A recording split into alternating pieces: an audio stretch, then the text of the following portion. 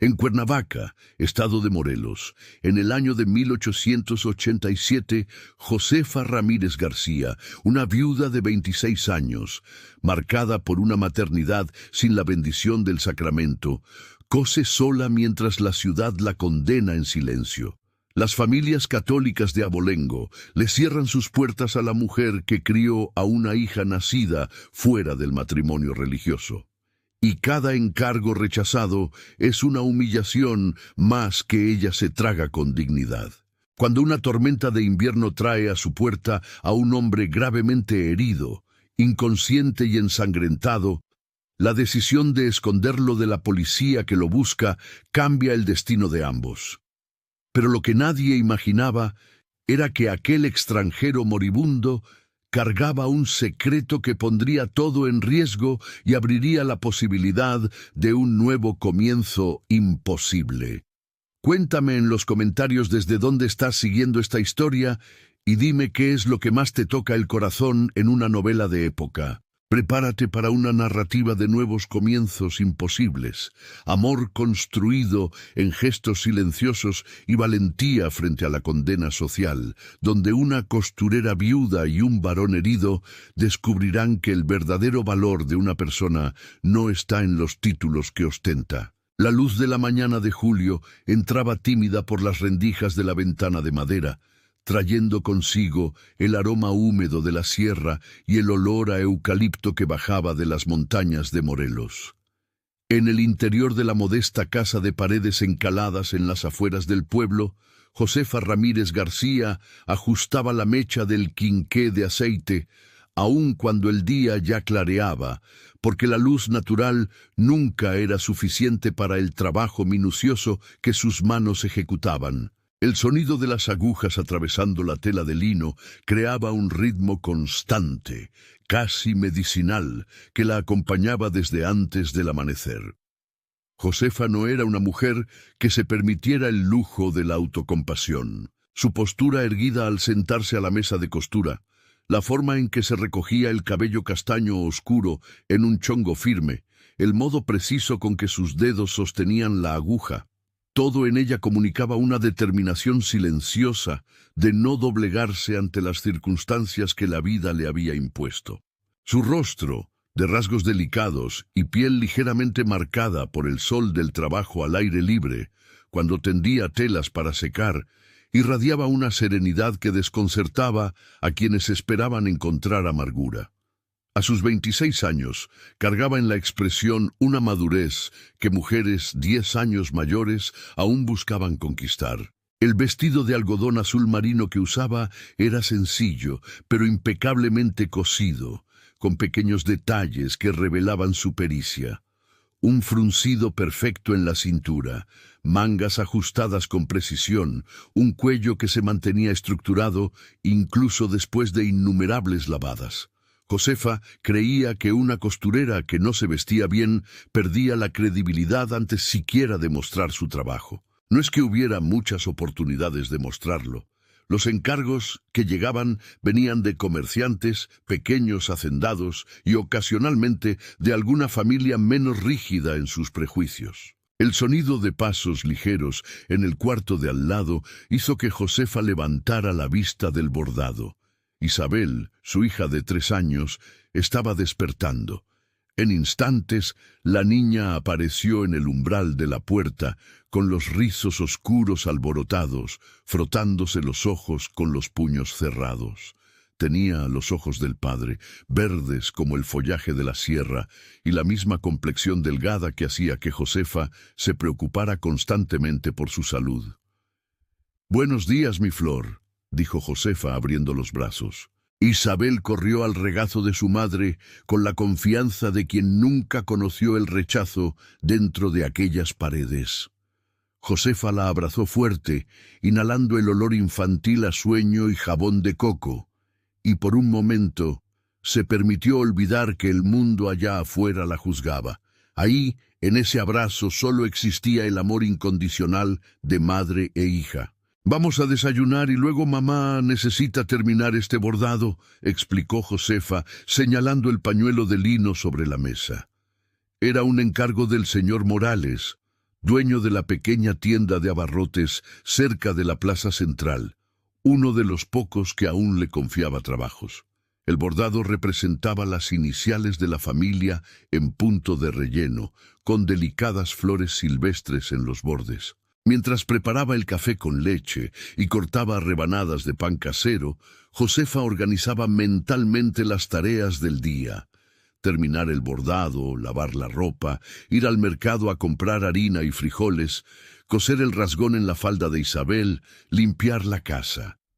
La rutina era apretada, pero había aprendido a encontrar belleza en la repetición, en la sensación de control que provenía de saber exactamente lo que cada día traería. Su difunto esposo, Thomas Schmidt, un protestante alemán que había trabajado como carpintero en la construcción de una de las grandes casonas del Jardín Borda, había muerto de fiebre tifoidea apenas 6 meses después del nacimiento de Isabel.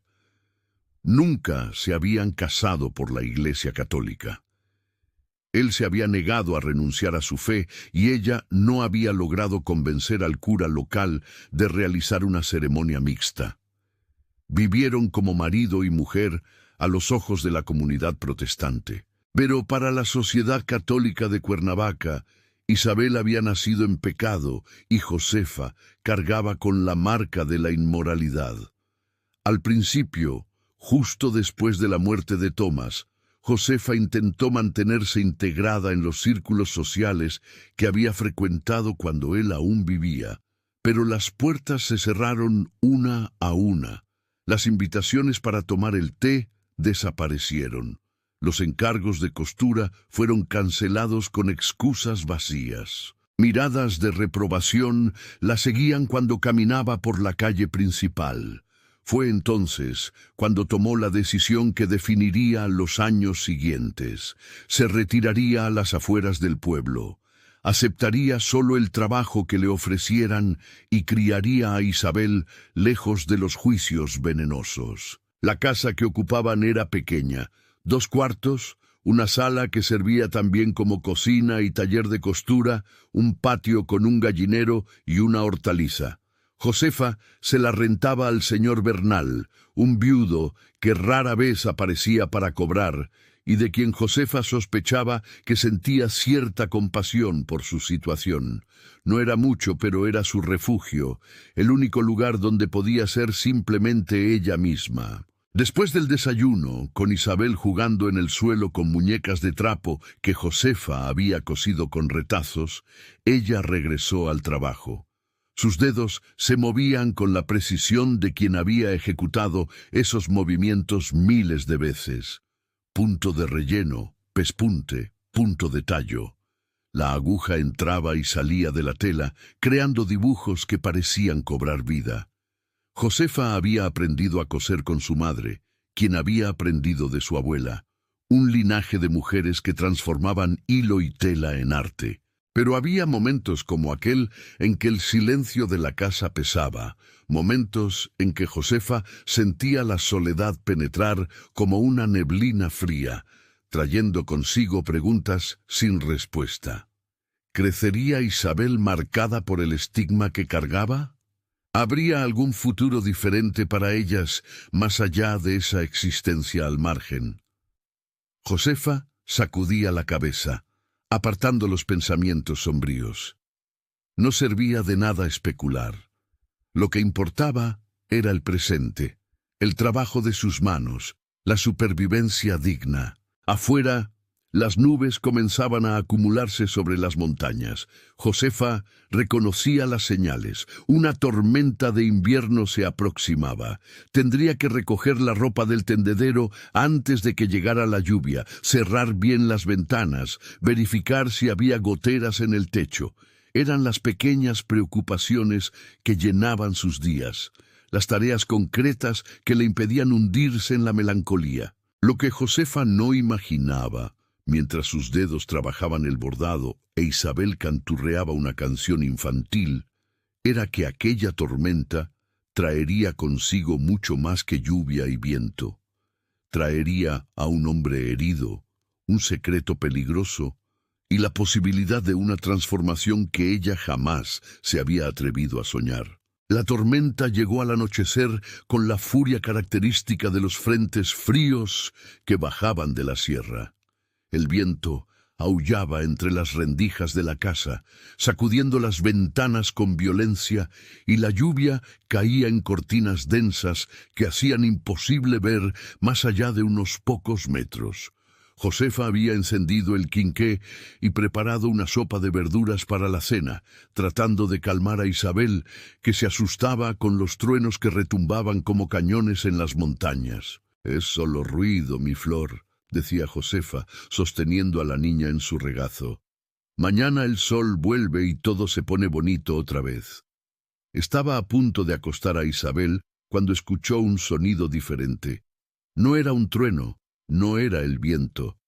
Parecía un gemido ahogado que venía de afuera. Josefa dudó, pensando que podría ser su imaginación, pero el sonido se repitió, más claro esta vez. Alguien estaba afuera, en la tormenta. En contra de todos sus instintos de autopreservación, Josefa tomó una manta de lana, se cubrió la cabeza y abrió la puerta principal. La ventisca casi la derriba. La lluvia helada le empapó el rostro al instante. Levantó el quinqué, tratando de ver a través de la oscuridad. Fue entonces cuando lo vio. A pocos metros de la puerta, caído en el lodo, había un hombre. Estaba boca abajo, completamente empapado, con ropas que, aún rasgadas y sucias, revelaban una calidad inusual. Un charco oscuro se extendía a su alrededor, y Josefa se dio cuenta con horror de que era sangre diluida por la lluvia, pero inconfundible. «Señor, señor, ¿me oye?» Josefa corrió hacia él, arrodillándose en el lodo.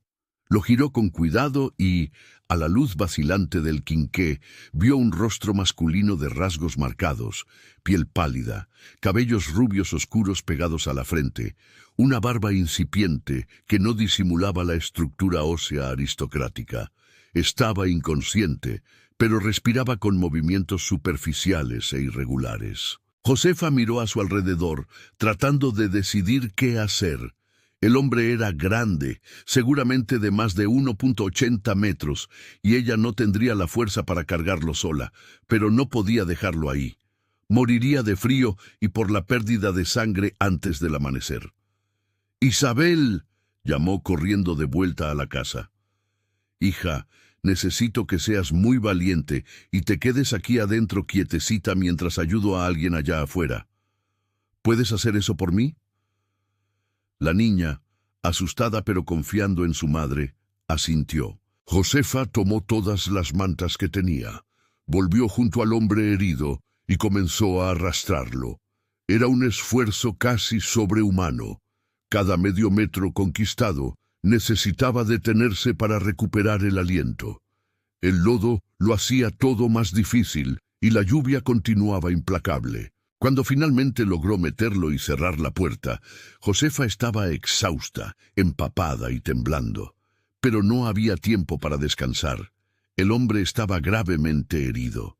Ahora podía ver, a la mejor luz del interior, un corte profundo en el hombro izquierdo y lo que parecía ser un golpe serio en la cabeza, de donde escurría sangre. Con la habilidad práctica nacida de la necesidad, Josefa comenzó a quitarle la ropa empapada.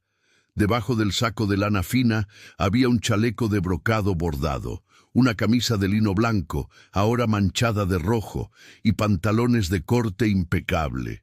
No eran las ropas de un hombre común, las costuras, las telas, la calidad.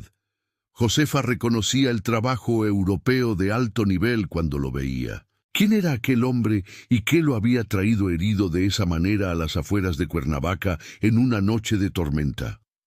Josefa calentó agua, rasgó una de sus propias sábanas para hacer vendas y comenzó a limpiar las heridas. El corte en el hombro era profundo, pero limpio. Parecía haber sido hecho por una hoja afilada. El golpe en la cabeza le preocupaba más. Aplicó compresas frías para contener la hinchazón y luego vendajes firmes para detener el sangrado. El hombre gemía de vez en cuando, pero no recuperaba la conciencia.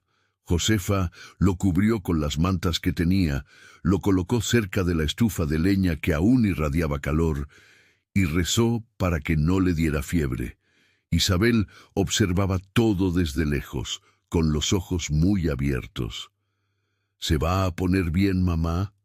Vamos a cuidarlo, mi flor.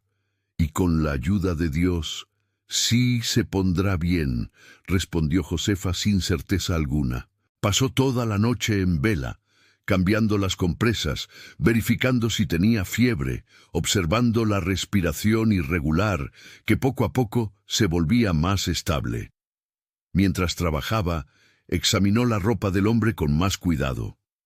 En el forro rasgado del saco, encontró algo bordado, un escudo de armas con águilas y montañas tan delicadamente ejecutado que solo podía ser obra de artesanos especializados. El miedo comenzó a instalarse en el pecho de Josefa.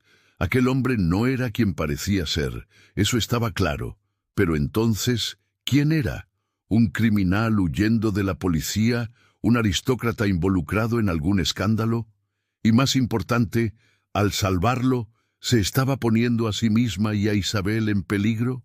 Mientras la tormenta rugía afuera y el hombre desconocido permanecía inconsciente en su sala, Josefa Ramírez García tomó una decisión que cambiaría su vida para siempre. No entregaría a aquel extranjero herido a las autoridades, al menos no hasta entender quién era y por qué alguien había querido matarlo. En el bolsillo de su chaleco encontró un pañuelo de seda con las mismas iniciales bordadas del escudo, LFFBE, un nombre que comenzaba con L, nada más. Dobló el pañuelo con cuidado y lo guardó. Si él sobrevivía hasta el amanecer, tendría muchas preguntas que responder. El amanecer trajo un silencio extraño. La tormenta había pasado, dejando atrás un cielo limpio y el olor a tierra mojada. Josefa se había quedado dormida sentada en la silla junto al hombre herido y despertó con un sobresalto cuando escuchó golpes en la puerta. Su corazón se disparó. Miró al desconocido, aún inconsciente en el suelo de su sala, y luego a la puerta. Los golpes se repitieron, más insistentes. «Doña Josefa, ¿está usted bien? Vi su ventana iluminada toda la noche». Era la voz del señor Morales, el dueño de la tienda de abarrotes. Josefa respiró aliviada, pero el miedo no desapareció por completo. Necesitaba actuar rápido. «Un momento, señor Morales», respondió, arrastrando rápidamente un biombo de bambú que normalmente estaba en el cuarto, y colocándolo de manera que ocultara al hombre herido de la vista de quien estuviera en la puerta. Abrió solo una rendija. El señor Morales, un hombre de mediana edad con una barriga prominente y expresión bondadosa, sostenía un paraguas que aún goteaba. «Disculpe que la moleste tan temprano, pero con la tormenta de anoche me preocupé. ¿La casa aguantó bien?» «Sí, señor Morales, gracias por preguntar. Solo algunas goteras, nada serio». El hombre asintió, pero sus ojos intentaban ver más allá de ella, hacia el interior de la casa. «Oí decir que la policía está buscando a un hombre, un extranjero peligroso que habría robado una joyería en la capital y huido hacia la sierra. Dijeron que la gente estuviera alerta». Josefa sintió la boca seca. «Entiendo. Gracias por el aviso. ¿Está usted bien de verdad? Se ve cansada». «Pasé la noche preocupada por la tormenta. Solo eso». Isabel tuvo miedo de los truenos. El señor Morales finalmente pareció satisfecho. «Bueno, cualquier cosa, ya sabe dónde encontrarme. ¿Y el bordado quedó listo?» «Sí, quedó listo. Se lo llevo hoy mismo». Después de que él se fue, Josefa se recostó en la puerta cerrada, con el corazón aún acelerado. Un extranjero peligroso, un ladrón. Sería aquel hombre. Miró la figura inconsciente detrás del biombo. La ropa de calidad superior, el escudo de armas bordado. Las manos que, aún heridas, eran claramente de alguien que no trabajaba con herramientas pesadas. Nada en él sugería un criminal común, pero la policía lo estaba buscando, y si alguien lo encontraba allí, en su casa, una viuda ya marginada por la sociedad escondiendo a un fugitivo, sería su ruina completa. La voz de la razón le decía que llamara a las autoridades de inmediato, entregar al hombre, lavarse las manos del problema, volver a su vida modesta, pero segura. Pero cuando Josefa miró de nuevo su rostro, la palidez extrema, los labios resecos, la vulnerabilidad absoluta de aquel cuerpo grande, reducido a nada por la enfermedad y las heridas, algo en su pecho se contrajo. Conocía esa sensación. Era la misma que había sentido cuando sostenía a Isabel, recién nacida en sus brazos, sabiendo que el mundo sería cruel con ella, pero decidiendo que al menos dentro de su casa habría protección. Fue entonces que los ojos de él se abrieron, no del todo, solo una rendija que revelaba un iris de un azul profundo, casi violeta, que se fijó en ella con una mezcla de confusión y dolor. Intentó hablar, pero solo un sonido ronco salió de su garganta. «No se mueva», dijo Josefa suavemente, arrodillándose a su lado. «Está gravemente herido, necesita descansar». Él parpadeó varias veces, tratando de enfocar. Su mano derecha se movió instintivamente hacia el hombro vendado y gimió de dolor. «Wo bin ich». Las palabras salieron en alemán, débiles y confusas. Josefa sintió un escalofrío. Alemán, como Tomás. Entendía algunas palabras básicas que su esposo le había enseñado. «Está en Cuernavaca. Lo encontré herido en la tormenta». Los ojos de él se abrieron un poco más y ella vio miedo, miedo genuino, del tipo que no se finge. Intentó levantarse, pero el esfuerzo fue demasiado y cayó de nuevo con la respiración acelerada. «La policía, ellos», murmuró en español ahora, con un fuerte acento. «Lo están buscando», completó Josefa. «Dijeron que es usted un ladrón». Una expresión entre la desesperación y la ironía cruzó su rostro. «No, no lo soy». Cerró los ojos, concentrándose para formar las palabras. «Mi nombre, Leo. Solo Leo». «¿Leo?», repitió Josefa. «¿Y qué le pasó, Leo?». Pero los ojos de él ya se habían cerrado de nuevo, la conciencia escapándose otra vez. Josefa se quedó allí, observándolo, sabiendo que estaba en una encrucijada. Aún podía llamar a las autoridades, o podía hacer algo que desafiaba toda lógica y prudencia. Miró a Isabel, que observaba todo desde lejos, y luego al hombre que se había presentado solo como Leo. Pensó en Tomás, que había muerto sin recibir los últimos sacramentos por haberse atrevido a amar a alguien de una fe diferente. Pensó en sí misma, condenada por criar a una hija nacida fuera del sacramento católico, y tomó su decisión. «Te quedas», dijo en voz baja, aun sabiendo que él no podía oírla, «hasta que te recuperes y hasta que yo descubra quién eres realmente». Josefa Ramírez García, costurera viuda y marginada por la sociedad de Cuernavaca, acababa de asumir un riesgo que podría costarle todo. Pero por primera vez en años, desde la muerte de Tomás, sintió que estaba eligiendo algo por su cuenta, no siendo simplemente empujada por las circunstancias, sino tomando una decisión activa, aunque peligrosa. Movió el biombo a un mejor ángulo, creando un espacio oculto donde Leo podría recuperarse lejos de ojos curiosos. Luego fue a la ventana y cerró las cortinas. Mientras el sol de la mañana iluminaba Cuernavaca allá afuera, dentro de aquella modesta casa, comenzaba una historia que cambiaría 2 vidas para siempre. Los primeros días fueron de pura supervivencia.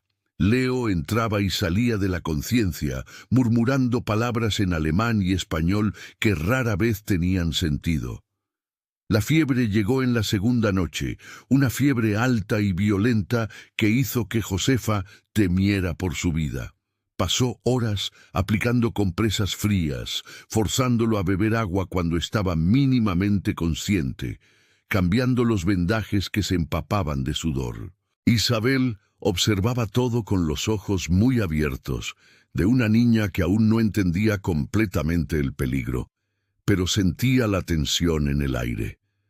Josefa intentaba mantenerla ocupada con juegos e historias, pero la niña se daba cuenta de que su madre apenas dormía, que había un extraño en la casa, que algo importante estaba sucediendo. Al tercer día, cuando Josefa estaba empezando a considerar seriamente llamar a un médico, sin importar las consecuencias, la fiebre cedió. Leo abrió los ojos temprano en la mañana y por primera vez su mirada estaba clara, enfocada. «Agua», dijo con voz ronca. Josefa se apresuró a traerle un vaso. Bebió con avidez y ella tuvo que sostenerlo para que no se atragantara. «Despacio», le indicó. Cuando terminó, se recostó en las almohadas que ella había apilado, mirando a su alrededor por primera vez con verdadera conciencia. Sus ojos recorrieron la modesta sala, la mesa de costura, las telas colgadas, la pequeña cocina al fondo, el biombo que lo ocultaba de la ventana principal. «¿Cuánto tiempo?», preguntó. «3 días desde que lo encontré. Tuvo fiebre alta. Pensé que iba a morir». Leo se pasó la mano por el rostro sintiendo la barba crecida. «Disculpe la molestia». Era una frase extrañamente formal, considerando las circunstancias. Josefa se sentó en la silla a su lado, estudiándolo. A la luz del día, con la palidez enfermiza dando paso a un tono más saludable, podía ver mejor sus rasgos. Era un hombre apuesto, de una manera no convencional. No tenía la belleza obvia de los muchachos locales, pero había algo en la estructura de su rostro, en la forma en que sus ojos azules contrastaban con el cabello rubio oscuro, en la línea fuerte de su mandíbula que atrapaba la mirada. «¿Quién es usted?», preguntó directamente. «Y no me diga solo Leo. Vi el escudo de armas en su ropa. Vi la calidad de las telas. Usted no es un ladrón común, si es que es un ladrón». Leo cerró los ojos por un largo momento. Cuando los abrió de nuevo, había en ellos una tristeza profunda. «No soy un ladrón, pero tampoco puedo decirle quién soy. Aún no. Sería peligroso para usted y para la niña». «Mi hija», corrigió Josefa. «Se llama Isabel, y ya estamos en peligro porque la policía lo está buscando y usted está escondido en mi casa, así que creo que merezco algo de verdad». Él la estudió en silencio, y Josefa tuvo la extraña sensación de que estaba siendo evaluada, pesada en alguna balanza invisible. Finalmente, Leo asintió.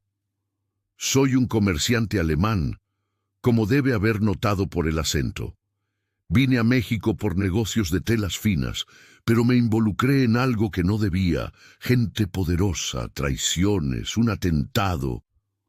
Tocó su hombro herido. «Logré escapar, pero me siguieron. Fue cuando vino la tormenta y no recuerdo nada más hasta que desperté aquí». Josefa absorbió la historia. Sonaba parcialmente verdadera, lo suficiente para ser creíble, pero claramente omitiendo detalles cruciales. Pero lo entendía. Los secretos eran una moneda valiosa, especialmente para alguien que huía. Y la historia del robo de la joyería. Mentira, para encontrarme, para que la gente común como usted me entregue a la policía, pensando que están haciendo lo correcto. Y debería hacerlo. Los ojos de Leo se encontraron con los de ella, y había en ellos una sinceridad que la desarmó. «Debería. Sería lo más sensato. Soy un extraño, un fugitivo. Usted tiene una hija que proteger. No la culparía si llamara a las autoridades ahora mismo». Josefa permaneció en silencio por un largo rato.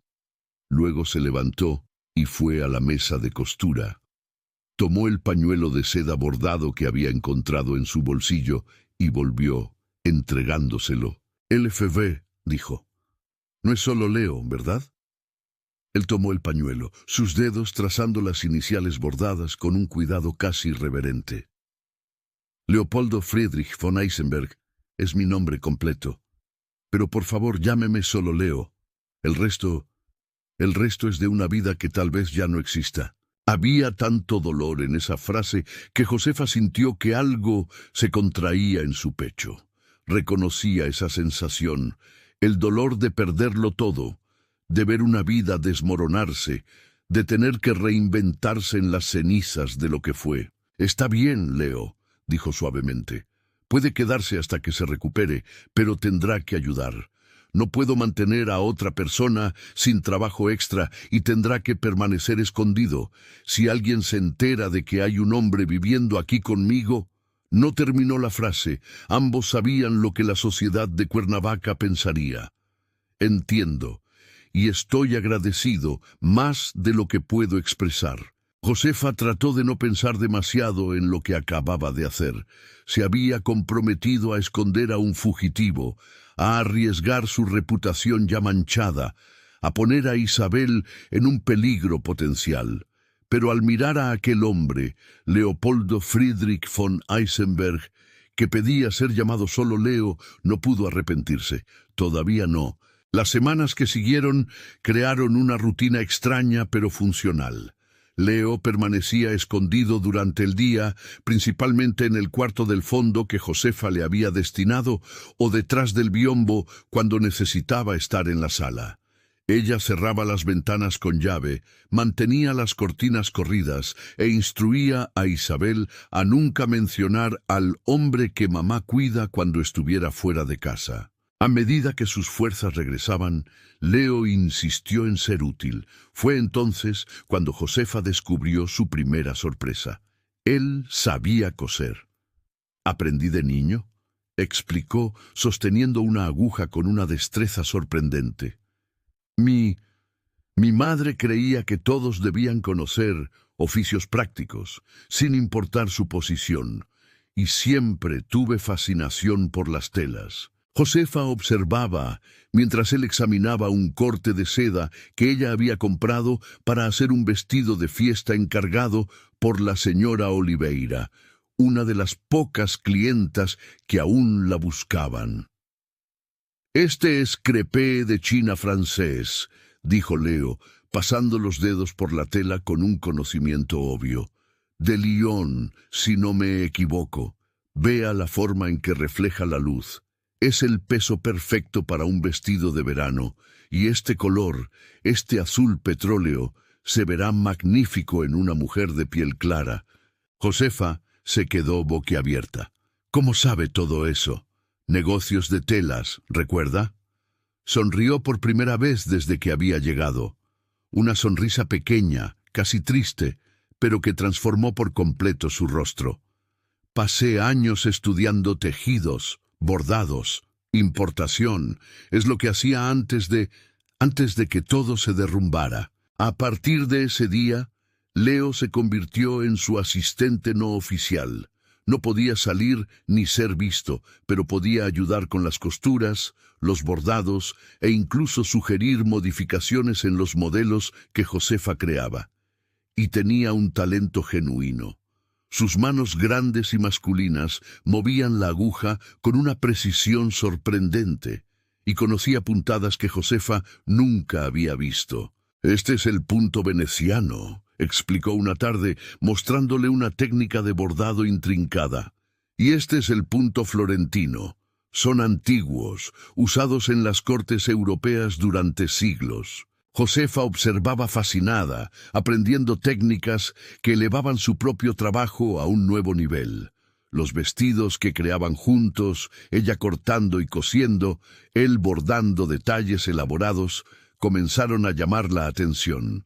La señora Oliveira quedó tan impresionada con el vestido de seda que recomendó a Josefa a sus amigas. Las noches eran el momento en que realmente conversaban. Después de que Isabel se dormía, Josefa y Leo se sentaban a la mesa de la cocina a tomar té, y poco a poco las historias surgían. Leo le contó sobre su tierra natal, un pequeño reino en los Alpes llamado Valdonia, del que Josefa nunca había oído hablar. Describió montañas cubiertas de nieve, castillos antiguos, tradiciones que se remontaban a siglos, pero siempre había lagunas en sus historias, momentos en que se detenía abruptamente, como si hubiera hablado de más. Josefa, por su parte, le contó sobre Tomás, sobre cómo se enamoraron a pesar de las diferencias religiosas, sobre la breve felicidad que tuvieron, sobre el dolor de perderlo tan pronto. Era bueno, dijo una noche, con los ojos fijos en la taza de té. Gentil, trabajador. No merecía morir tan joven. E Isabel, ella no merece crecer sin padre, marcada por un pecado que no cometió. El pecado no es de ella, dijo Leo con firmeza. Es de la sociedad que la juzga. Un niño nacido del amor no puede ser un pecado, independientemente de las bendiciones de los curas. La forma en que lo dijo, con tanta convicción, hizo que Josefa lo mirara de manera diferente. Había profundidad en aquel hombre, una comprensión de la injusticia que provenía de la experiencia personal. «Usted también perdió a alguien», dijo ella. No era una pregunta. Leo permaneció en silencio tanto tiempo que Josefa pensó que no respondería. Luego, con voz baja y controlada, habló. «Perdí a la mujer que amaba, no por enfermedad, sino por violencia. Un atentado. Estaba en el lugar equivocado, en el momento equivocado, por mi culpa». Sus manos temblaban alrededor de la taza.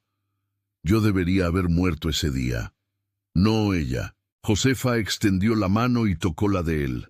No dijo nada. No había palabras adecuadas para ese tipo de dolor. Pero el contacto decía lo suficiente. Entiendo. Yo también sé lo que es perderlo todo.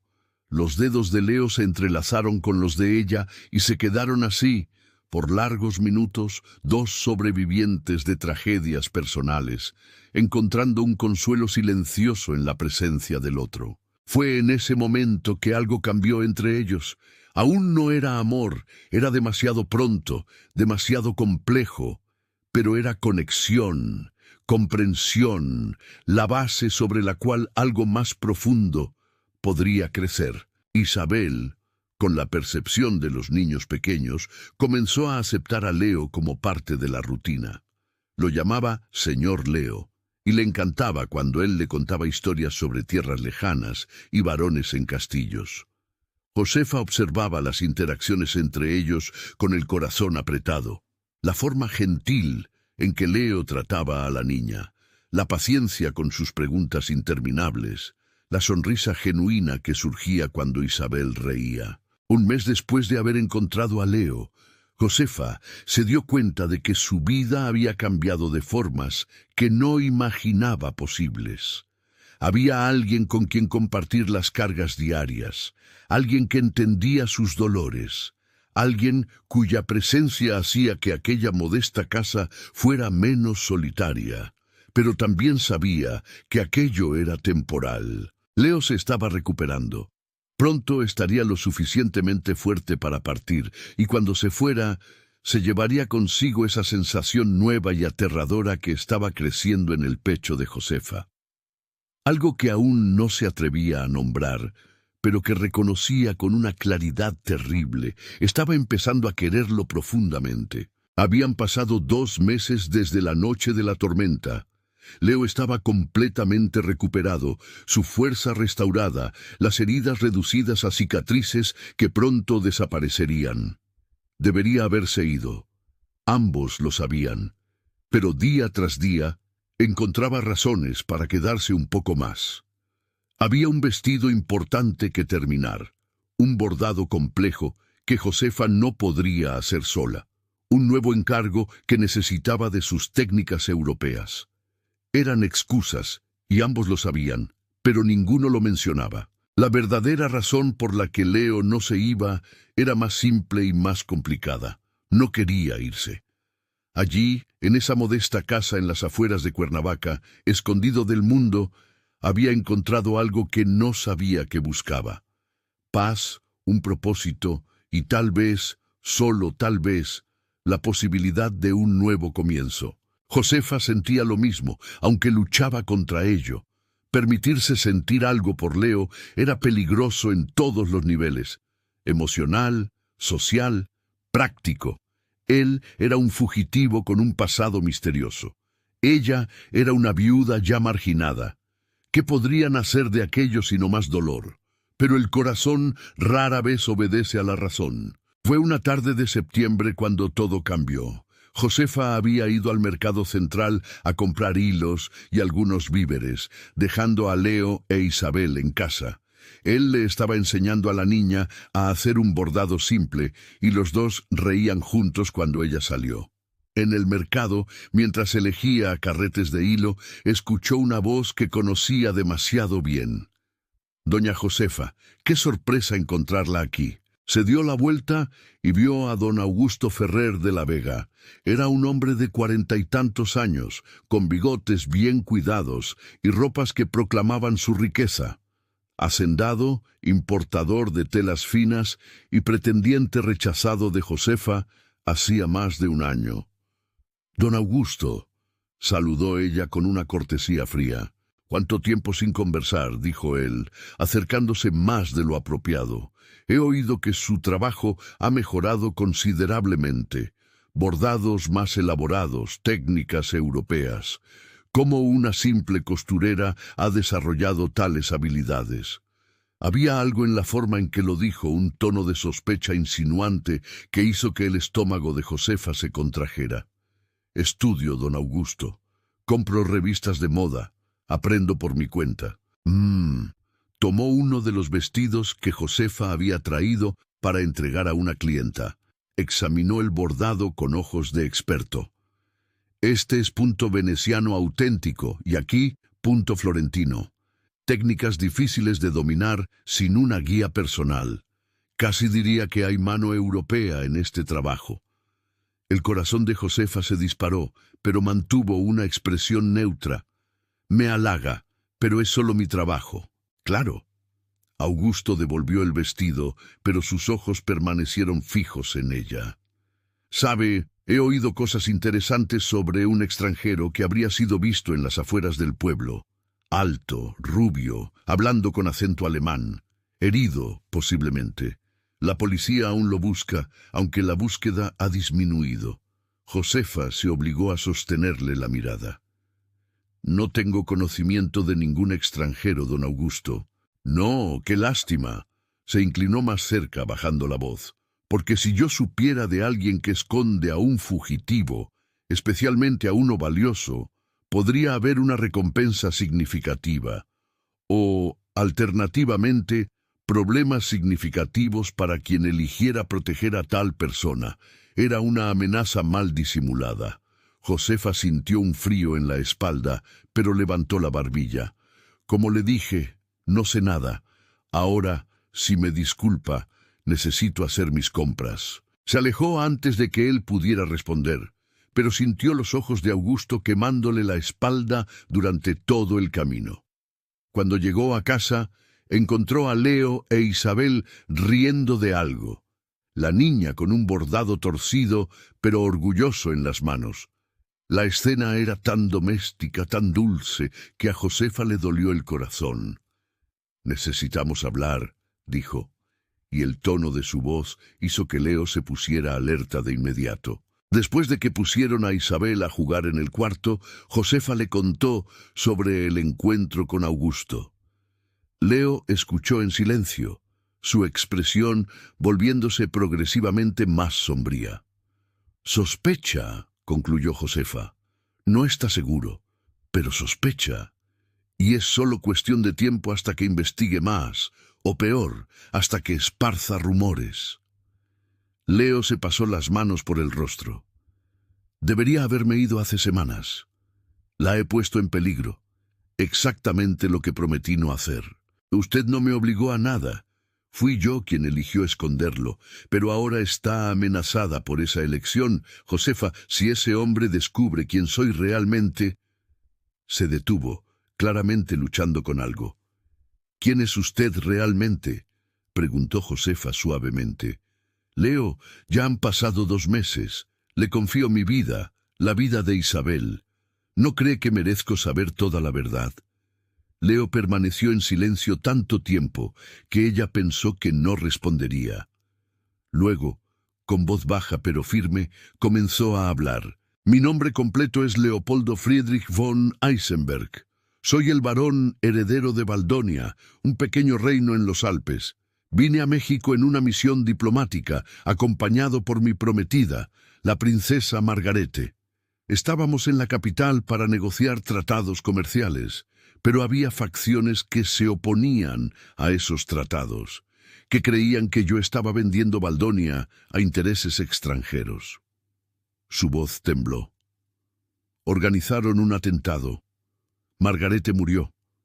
Yo sobreviví, pero quedé herido. Huí porque no sabía en quién confiar.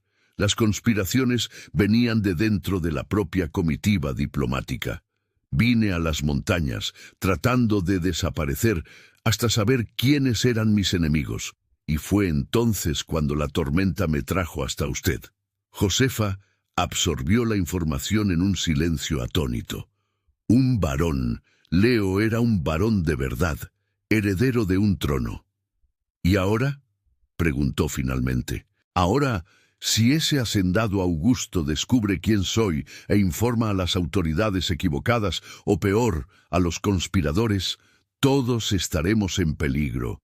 No solo yo, sino usted e Isabel también, porque quienes intentaron matarme no dudarán en eliminar testigos. La gravedad de la situación cayó sobre Josefa como una piedra. No solo estaba escondiendo a un fugitivo, estaba involucrada en conspiraciones internacionales, asesinatos políticos, intrigas que iban mucho más allá de su comprensión. Entonces tiene que irse, dijo, aunque las palabras le desgarraron algo por dentro. Hoy, ahora. No puedo dejarlas desprotegidas. Si Augusto ya sospecha, irme ahora solo confirmaría sus sospechas. Vendría tras de usted, exigiría respuestas. Entonces, ¿qué hacemos? Leo la miró, y había en sus ojos azules una intensidad que la atravesó. Tenemos que ser más listos que él. Necesitamos asegurarnos de que, incluso si descubre la verdad, no pueda usarla en nuestra contra. ¿Cómo? Aún no lo sé, pero lo descubriremos, juntos.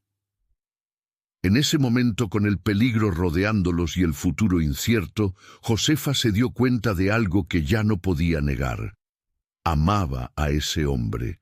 Amaba a Leopoldo Friedrich von Eisenberg, varón de un reino lejano que nunca había visto, y por más imposible que fuera, por más peligroso, ese amor era real. Por la expresión en el rostro de Leo cuando la miró, Josefa supo que él sentía lo mismo. Los días siguientes fueron de una tensión creciente. Augusto comenzó a aparecer con más frecuencia en los mismos lugares que Josefa, siempre con preguntas veladas, siempre observándola con aquellos ojos calculadores. Ella sabía que él estaba investigando, reuniendo información. Leo sugirió que se quedara completamente escondido, pero eso también levantaría sospechas. Después de todo, el trabajo de Josefa había mejorado visiblemente con su ayuda. Para él, sería como admitir que algo había cambiado.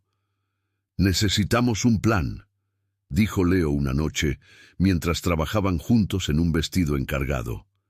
«Si él descubre la verdad, debemos estar preparados». «¿Preparados cómo?» «Tengo contactos en el consulado alemán, en la capital. Si pudiera hacer llegar un mensaje...» «Demasiado arriesgado», interrumpió Josefa. «Cualquier mensaje puede ser interceptado».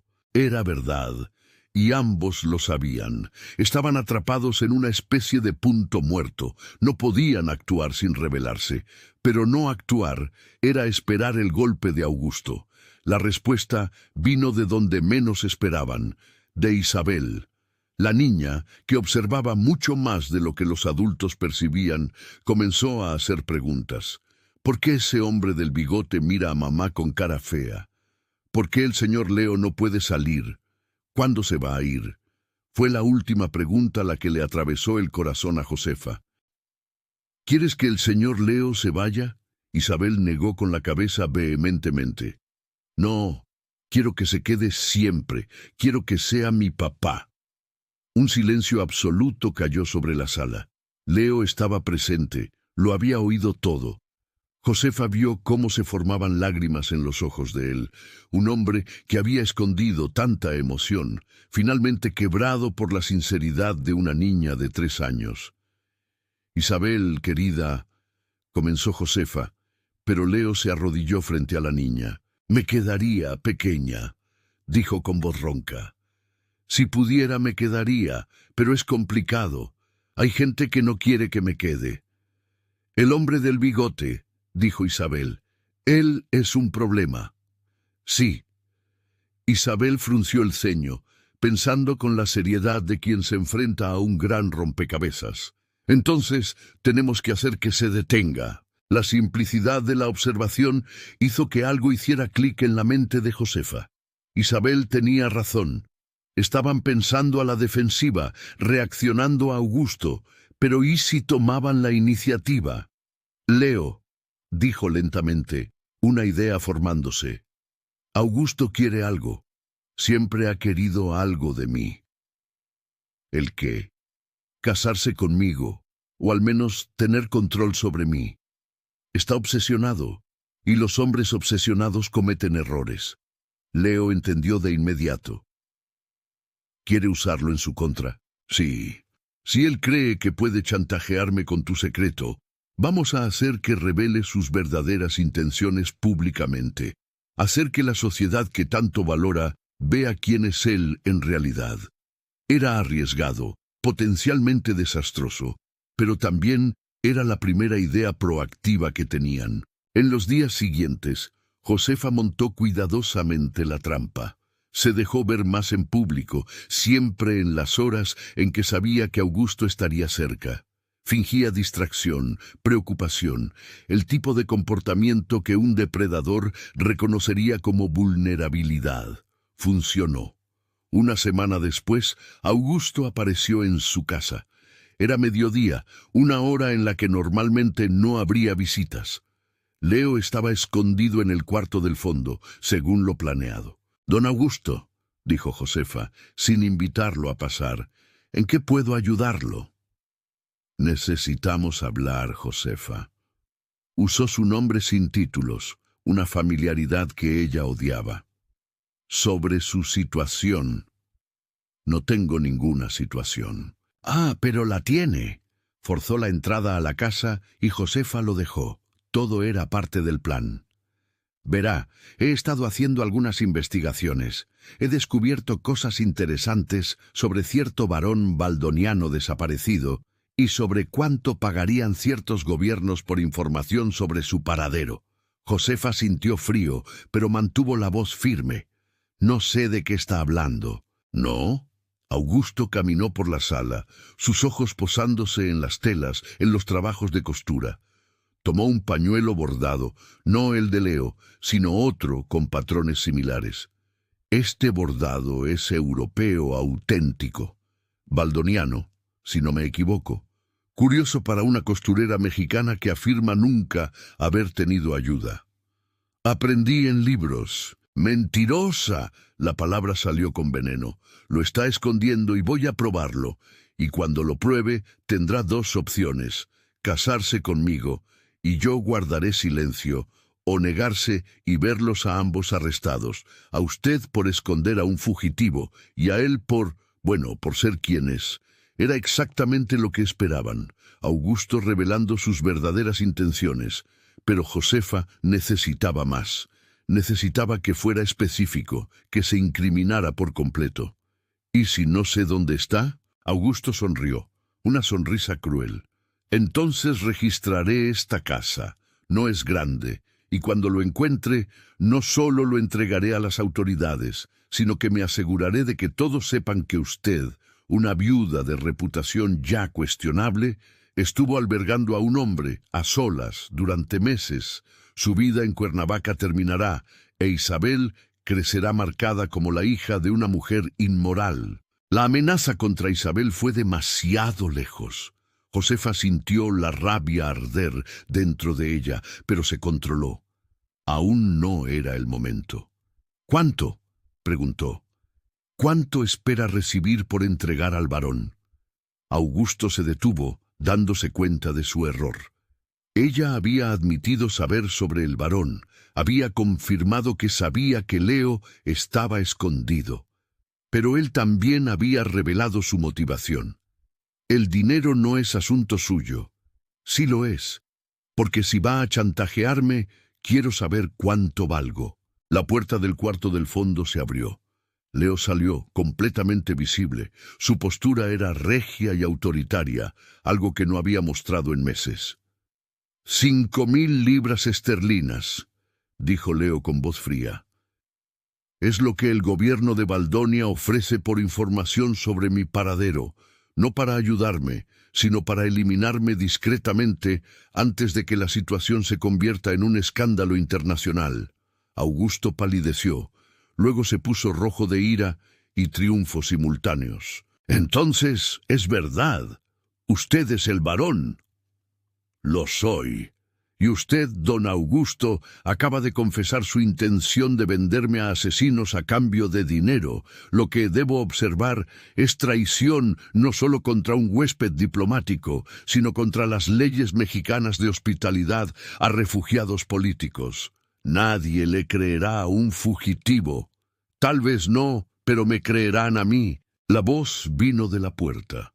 Josefa se giró y vio al señor Morales, acompañado por el padre Joaquín de la iglesia local y otros 3 hombres respetables de la comunidad. Todos habían escuchado la confesión de Augusto. El plan había funcionado. Josefa había enviado a Isabel a casa del señor Morales más temprano con un mensaje simple. Mamá necesita testigos honestos en casa a las 2. Es urgente. El viejo comerciante, que siempre había sido amable con ella, había traído a las personas más respetadas que pudo reunir en poco tiempo. Augusto miró a su alrededor, dándose cuenta de que estaba acorralado. Ustedes no entienden.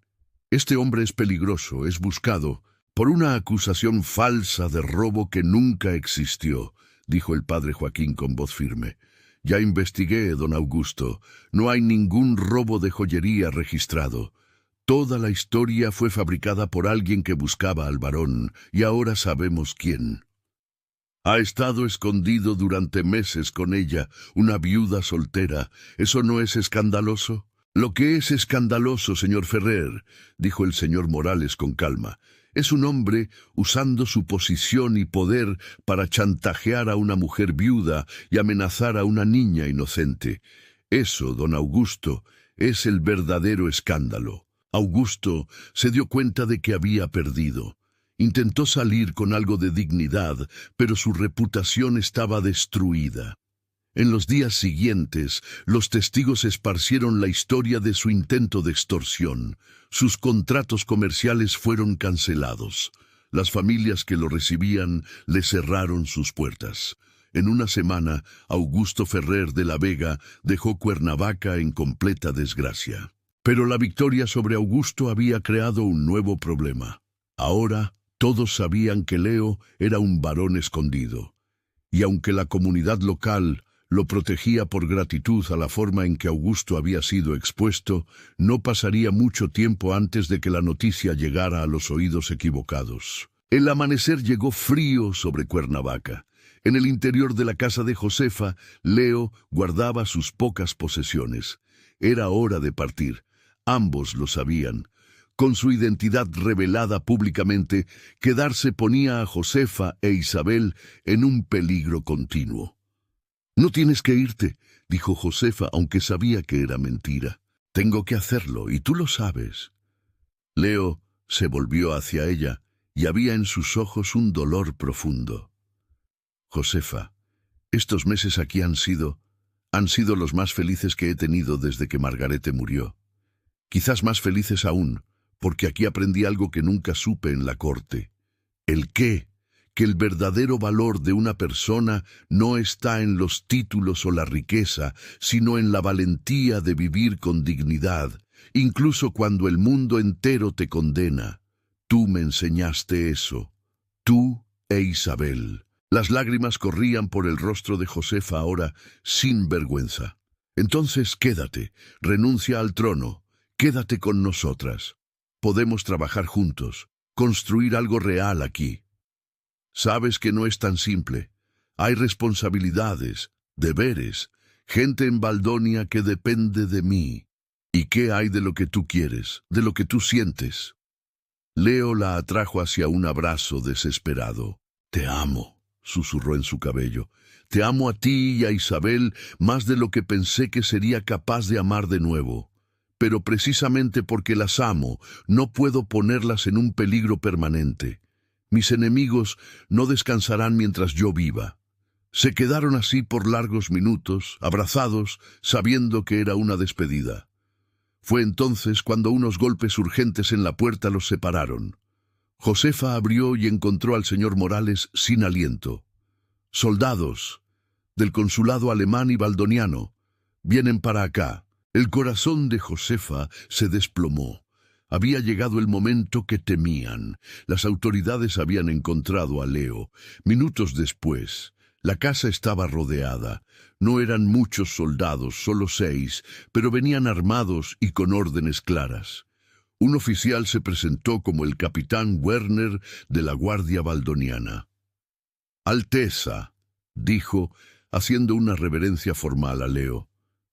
«Con alivio lo encontramos con vida. Tenemos órdenes de llevarlo a salvo de regreso a Baldonia».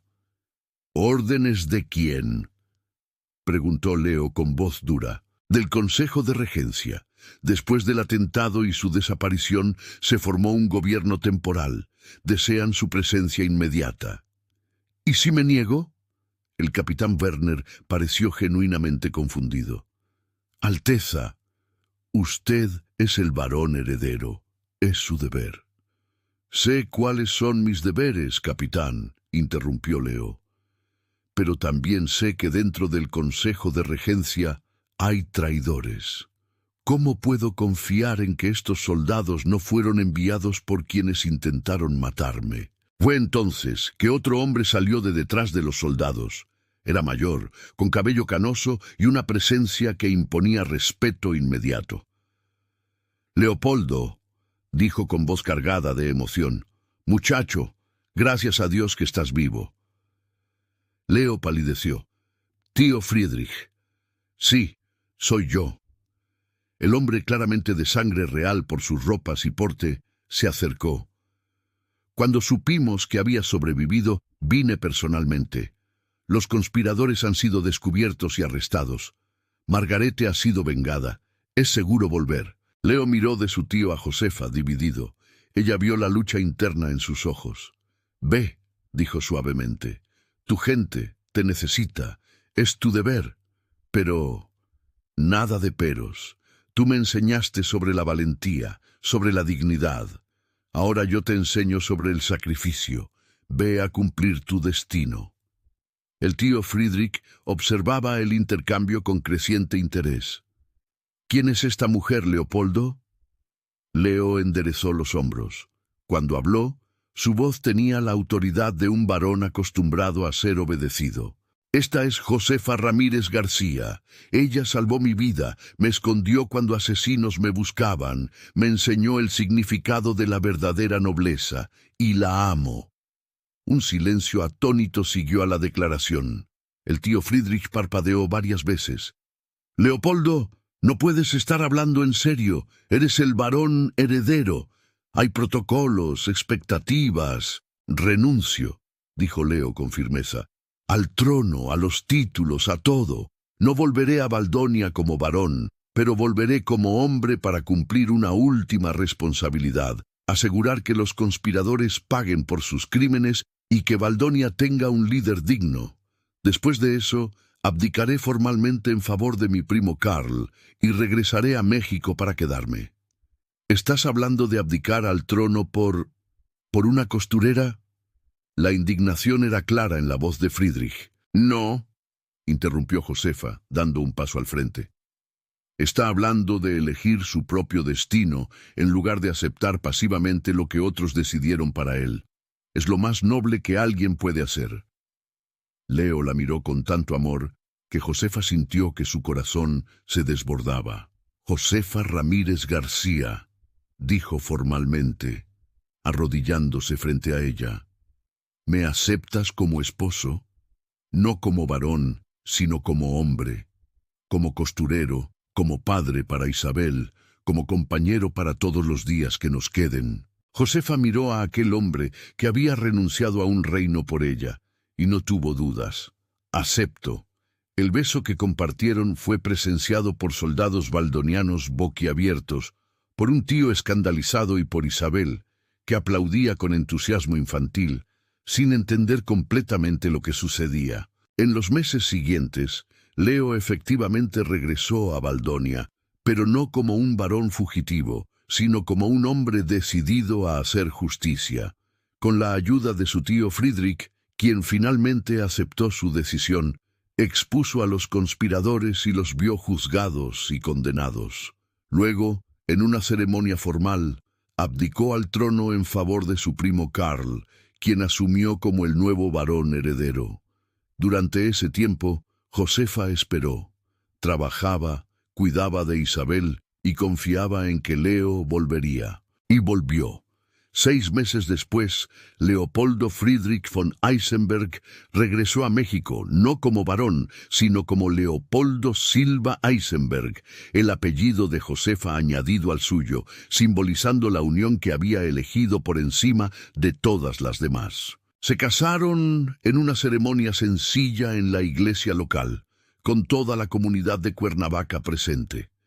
El padre Joaquín, que había aprendido a respetar la valentía de Josefa, bendijo la unión sin dudarlo.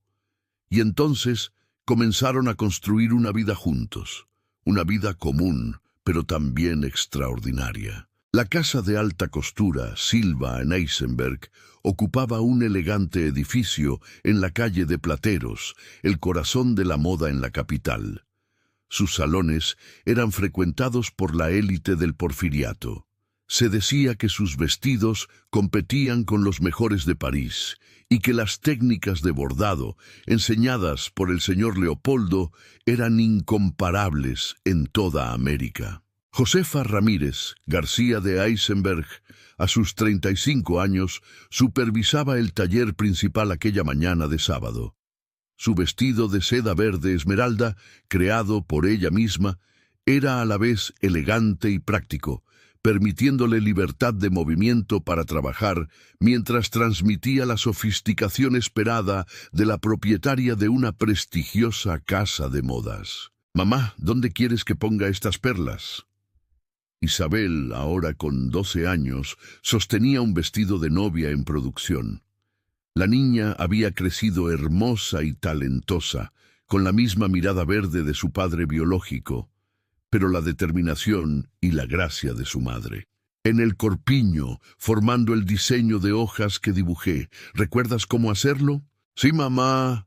Isabel se sentó a la mesa de trabajo con movimientos seguros. A su lado, Marina, de 7 años, y Sofía, de 5, las 2 hijas que Josefa había tenido con Leopoldo, jugaban con retazos de tela, creando ropitas para sus muñecas. Leopoldo entró en el taller desde la oficina del fondo, con algunos contratos en la mano.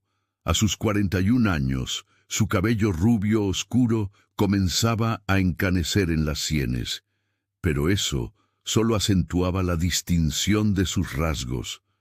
Usaba lentes para leer ahora, una concesión a la edad que aceptaba con humor. Los importadores franceses confirmaron, le dijo a Josefa. Nos van a suministrar crepé de Lyon en exclusiva para América del Sur. ¡Excelente! Josefa se levantó para besarlo rápidamente. Después de 9 años de matrimonio, ese tipo de cariño espontáneo era tan natural como respirar. Y recibí una carta de Valdonia, añadió Leopoldo más serio. El tío Friedrich falleció, pacíficamente, mientras dormía. Josefa le tocó el brazo, comprensiva. Por mucho que Leopoldo hubiera elegido una nueva vida, Baldonia seguía siendo parte de quien había sido. ¿Estaba orgulloso de ti al final?, preguntó suavemente. Lo estaba. Dijo en su última carta que tomé la decisión correcta, que Karl está siendo un mejor varón de lo que yo jamás habría sido, porque él sí quiere la corona. Yo nunca la quise. ¿Y no te arrepientes? Leopoldo miró a su alrededor. El próspero taller, sus 3 hijas trabajando y jugando, la mujer que amaba. Sonrió. Ni por un segundo. Más tarde ese día, cuando el taller cerró y la familia cenaba en el apartamento de arriba, Isabel hizo una pregunta que Josefa y Leopoldo sabían que llegaría desde hacía mucho tiempo. «Papá Leo, ¿de verdad eras un varón?» Las otras 2 niñas dejaron de comer, con los ojos muy abiertos. Era algo que a veces oían de las clientas, pero sus padres nunca lo confirmaban directamente. Leopoldo intercambió una mirada con Josefa. Ella asintió. Era la hora de la verdad. «Sí», dijo él, «nací siendo el varón de un pequeño reino llamado Baldonia». «Entonces, ¿por qué estás aquí en lugar de en un castillo?», preguntó Marina. «Porque aprendí que los títulos no hacen a la persona. La gente mala puede ser varón. La gente buena puede ser costurera. Y yo elegí ser bueno con la gente que amo, en lugar de ser poderoso con aquellos a quienes jamás amaría. ¿Y no te da tristeza ya no ser varón?». Sofía, la más pequeña, tenía los ojos preocupados. Leopoldo tomó las manos de Josefa sobre la mesa. «¿Saben qué es lo que me hace más feliz en el mundo?». Las 3 niñas negaron con la cabeza. «Despertar cada día sabiendo que elegí mi propia vida, que su amor y el de su mamá no son deberes de la corte u obligaciones políticas, sino sentimientos verdaderos. Que cuando coso un vestido, lo hago porque amo el oficio, no porque necesite mantener las apariencias. Eso, mis niñas, vale más que cualquier trono». Isabel, que a sus 12 años comenzaba a entender las complejidades del mundo, sonrió. «Entonces cambiaste una corona por agujas e hilos». «Cambié una corona de oro por una vida dorada», corrigió Leopoldo. «Hay una gran diferencia». Más tarde, cuando las niñas dormían y Josefa y Leopoldo se preparaban para descansar, ella lo encontró en la sala, sosteniendo el pañuelo de seda con el escudo baldoniano, aquel que ella había encontrado la primera noche, ahora enmarcado en la pared. «¿Pensando en el pasado?», preguntó ella. «Pensando en cómo el pasado nos trajo hasta aquí», respondió él. «Una tormenta, una mujer valiente, la decisión de esconder en lugar de entregar. Si cualquiera de esos elementos hubiera sido diferente, pero no lo fue. Fue exactamente como tenía que ser». Leopoldo la atrajo hacia un abrazo. «¿Sabes lo que ese pañuelo representa para mí ahora?».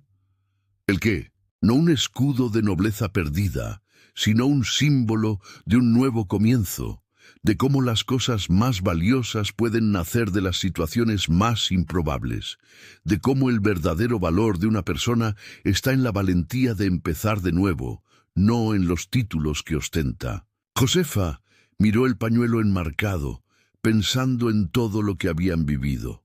Una costurera viuda y un varón herido, una casa modesta en Cuernavaca y un imperio comercial en la capital. 3 hijas, una vida próspera, un amor que había desafiado las convenciones sociales y las expectativas de la sangre real. «¿Sabes qué creo?», dijo recostando la cabeza en su hombro. «¿Qué?». «Que siempre fuiste noble. El trono solo te impedía demostrarlo». A la mañana siguiente, el trabajo recomenzaría. Se coserían vestidos, se crearían bordados, se atendería a las clientas. Isabel le enseñaría técnicas a Marina, quien se las enseñaría a Sofía cuando llegara el momento. La casa Silva & Eisenberg seguiría creciendo, su reputación de excelencia extendiéndose por todo México. Pero esa noche, bajo el pañuelo enmarcado con el escudo baldoniano, Leopoldo y Josefa simplemente se abrazaron. Dos sobrevivientes de tragedias que encontraron en el otro la cura. Dos personas que aprendieron que el amor verdadero no se doblega ante las presiones sociales o las expectativas externas, sino que crece en los pequeños gestos, en las elecciones diarias, en la valentía de construir algo nuevo sobre las cenizas de lo que fue. La tormenta que había llevado a Leopoldo a la puerta de Josefa aquella noche de 1887 lo había cambiado todo. Pero no había sido la tormenta la que había creado el amor entre ellos. Había sido la elección, repetida día tras día durante 9 años, de elegirse mutuamente por encima de todas las demás opciones. Y mientras la Ciudad de México dormía allá afuera, dentro de aquel apartamento sobre la casa de alta costura Silva and Eisenberg, una familia descansaba. Una familia construida sobre nuevos comienzos, valentía y la profunda comprensión de que el verdadero valor de una persona no está en los títulos que ostenta, sino en el amor que elige cultivar. El varón herido había sido escondido por una joven costurera y juntos habían construido un reino mucho más valioso de lo que cualquier corona podría ofrecer.